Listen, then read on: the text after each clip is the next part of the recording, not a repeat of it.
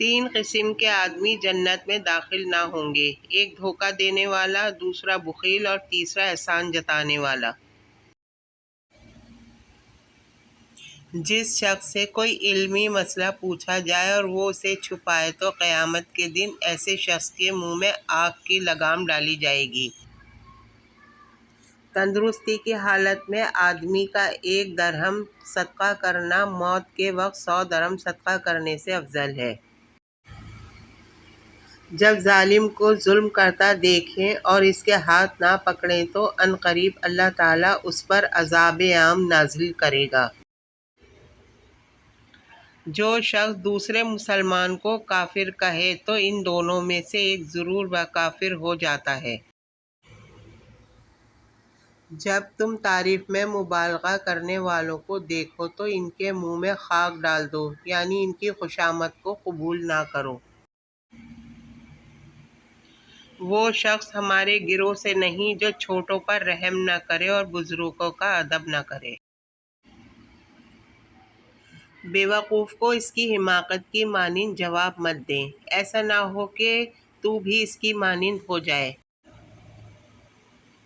دولت مندوں کے پاس کم جایا کرو، ورنہ خدا کے احسانات کی قدر جاتی رہے گی۔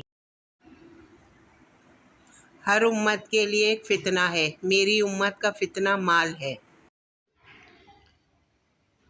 جو غرور کی وجہ سے اپنے کپڑوں کو دراز رکھے گا، قیامت کے دن خدا تعالیٰ اس پر رحمت کی نظر نہیں ڈالے گا۔ اللہ تعالیٰ اس شخص پر رحم فرماتا ہے جو خریدنے، بیچنے اور تقاضا کرنے میں نرمی اختیار کرے۔ وہ جو مسکین پر ہنستا ہے گویا اس کے بنانے والے کی حقارت کرتا ہے۔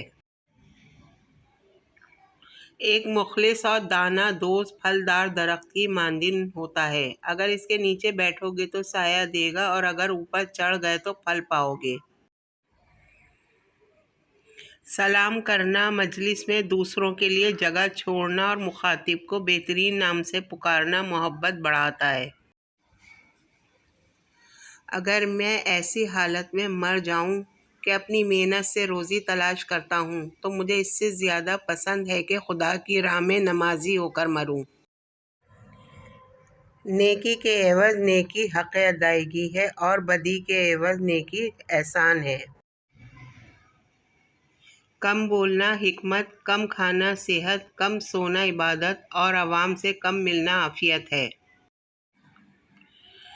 وقت گہرے سمندر میں گرا ہوا موتی ہے جس کا دوبارہ ملنا ناممکن ہے۔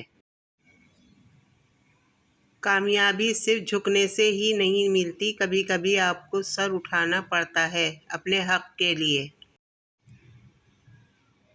کچھ نہیں ملتا اس دنیا میں محنت کے بغیر، مجھے اپنا سایہ بھی دھوپ میں جانے کے بعد ملا۔ اوپر اٹھنے میں وقت تو لگتا ہے، پھر چاہے سورج ہی کیوں نہ ہو دھیرے دھیرے اگتا ہے۔ خواب جن کے اونچے اور مست ہوتے ہیں، امتحان بھی ان کے زبردست ہوتے ہیں۔ وہ جو مسکین پر ہنستا ہے گویا اس کے بنانے والے کی حقارت کرتا ہے۔ جس کے دل میں برائی ہے بھلائی نہ پائے گا، اور جس کی زبان میں نکتہ چینی ہے آفت میں گرے گا۔